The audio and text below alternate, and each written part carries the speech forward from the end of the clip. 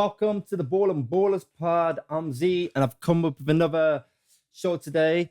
And this time I'm discussing all things Man United, rumors, signings, and all that good stuff. Please like, share, comment, and subscribe. And I appreciate every single one of you that have subscribed and followed and liked and shared the videos. I really do appreciate it. And now I've come to my first thing of the day. And everyone's aware of this. And I apologize for bringing this to you late. I've just been in and out of meetings, work, and all that stuff. I've just not really had time to do this. I'll have a bit of time on Thursday and Friday to do more videos. But for now, I'm just trying to fit them in when I can. And we know Brian Mbeumo is in the house. Yep, he signed a deal over the weekend, had his medical signed. He was in Carrington at his first training session yesterday. He's flying that today with the team. And it's great. It's great to have him on board. It took a hell of a long time. It took a really long time to get him here. We finally got him here and it's finally done. And we can move on now. Him and Cunha, number 10s. I think what worries me, though, is who we're going to get in midfield. Obviously, we're still making more signings. There's rumours that we're going in for new strikers. There's rumours that there's a few number 6s or a few midfielders that we're interested in. I'm going to discuss the goalie situation next, but it's nice to have him on board, nice to be back with the team, and I want to see how he fits in. I want to see how he does in pre-season. I want to see how him and Cunha combine with each other. I want to see if we create more chances for the strikers to try and finish it off. So it's going to be really good. It's really positive. We finally got it over the line, finally got it done. I think the rumor around this was that it took so long because Brentford kept changing the goalposts, which we are aware. We're aware of it. And I think for that reason, it took so long. I think Brentford initially wanted him to go elsewhere and not us. I don't know why. I don't know what we've done against them, but you know, it is what it is, and he's finally done. And it's nice of him to turn around and say, as soon as I found out United were going in for me, it was the only team I was interested in. I didn't really think about anybody else. I didn't want to go anywhere else. And it's nice the fact that he did turn up for Brentford in the preseason training and started training with them just to keep his fitness up. And I want to see what he can do and where he can bring us. It's going to be nice for him to cut in from the right, you know, onto his left foot and shoot. That's what I really want to see a lot of. I want to see how he the combination between him, Cunha, and whoever we're going to get up front, whether it's Xerxes, whether it's Haaland, whether it's somebody else, whether it's Sesko. Sesko price is a bit too high though.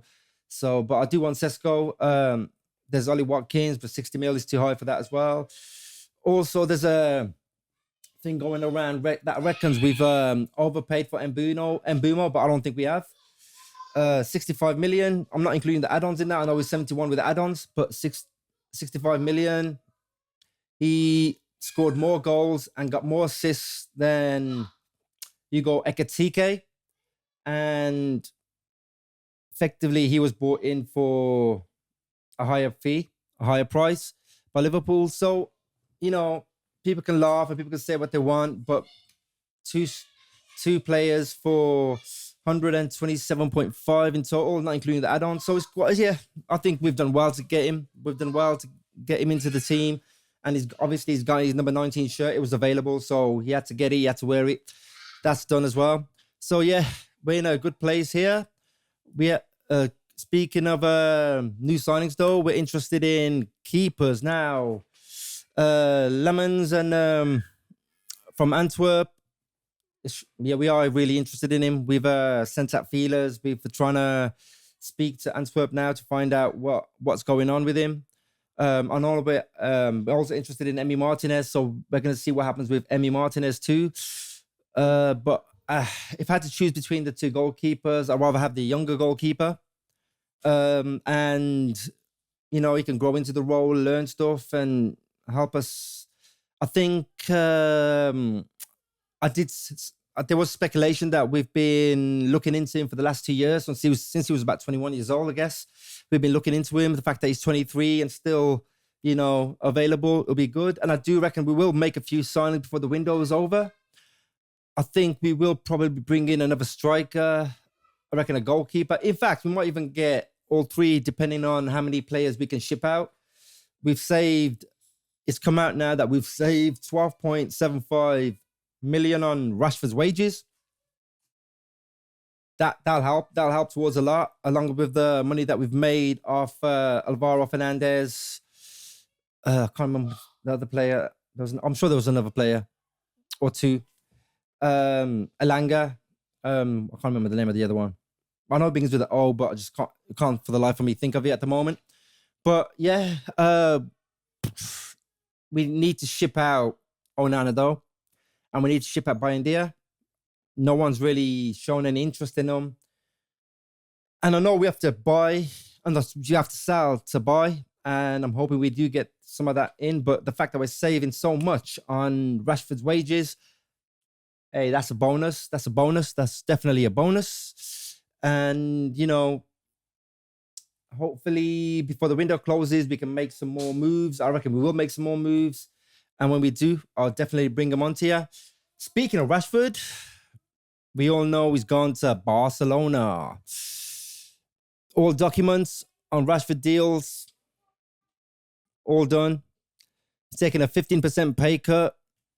Barca will pay 14 million euro gross salary for him with a 30 million euro buyout clause, but works out to what, 26 million pounds?